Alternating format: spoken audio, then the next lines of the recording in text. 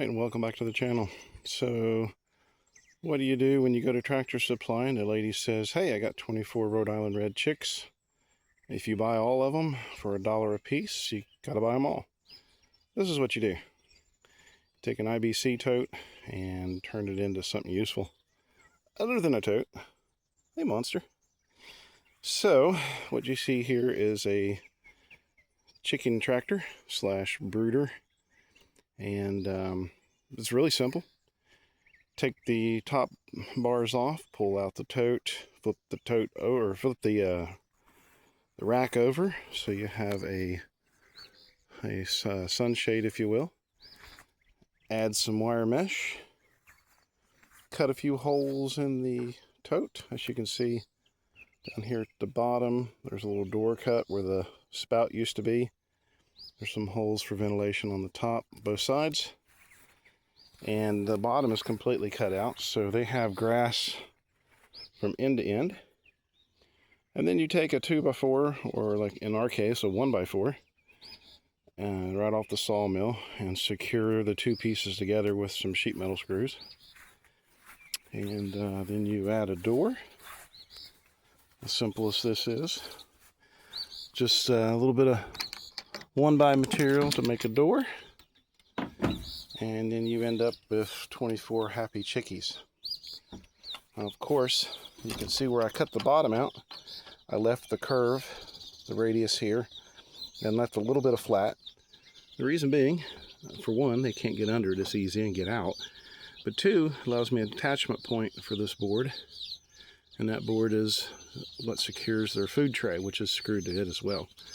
So that goes with it when we move it. Now the water that's on a string here that comes up to the top. Took a piece of the leftover material, made a little flap, and the water is tied off here.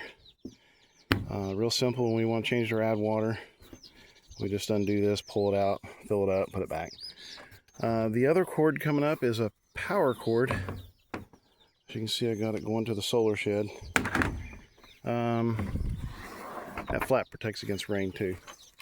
So, down inside here, got a couple crossbars screwed in from the side, and then another piece of the material that is protecting one of those, I say they're $50 or $60 little heater. It's got a couple of settings on it. One setting is for brooder, one setting is for heater.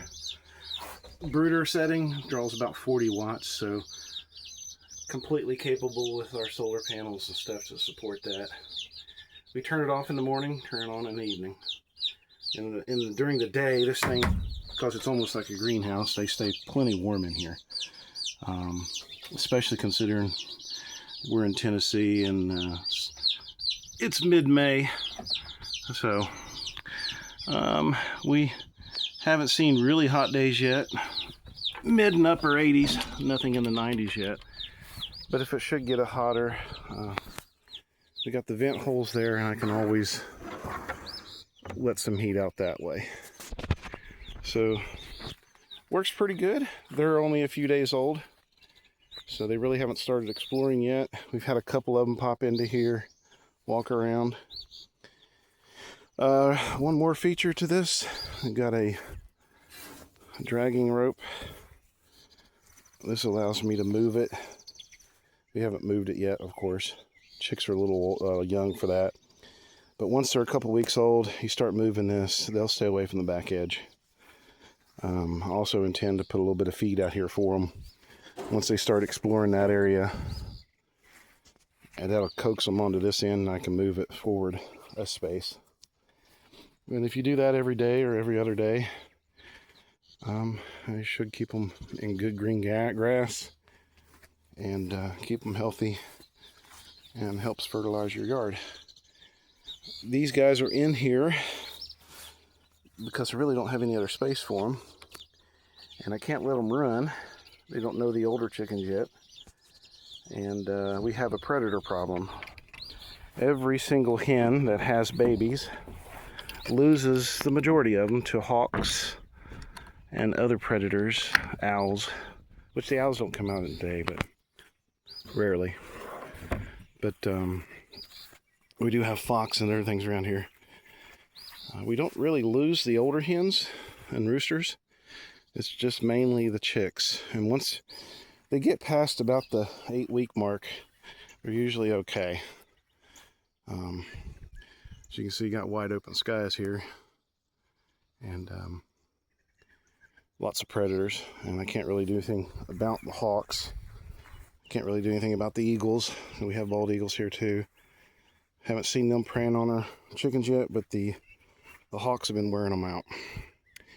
I do have some owls standing around here, and there's another one down there on the fence, but if you don't move those all the time, they get used to them and don't care about them no more. Anyway, just kind of wanted to show you a neat way to make a chicken tractor with very minimal materials. You can do it in a couple hours. It's super easy. You can use chicken wire, but we use the mesh since we had it. It's hardware cloth, 1/2 inch. But if you use chicken wire, be aware that little chicks can still get out of it, so get the small kind. It's going to take 2 wraps, unless you get the 4-foot tall stuff. So it's what, 4, 4, 4, and 4. So about 30-some feet altogether. All right, well, that's all for this one. If you need to make something like this, feel free to use me as a reference there. Have a good one. See you on the next one.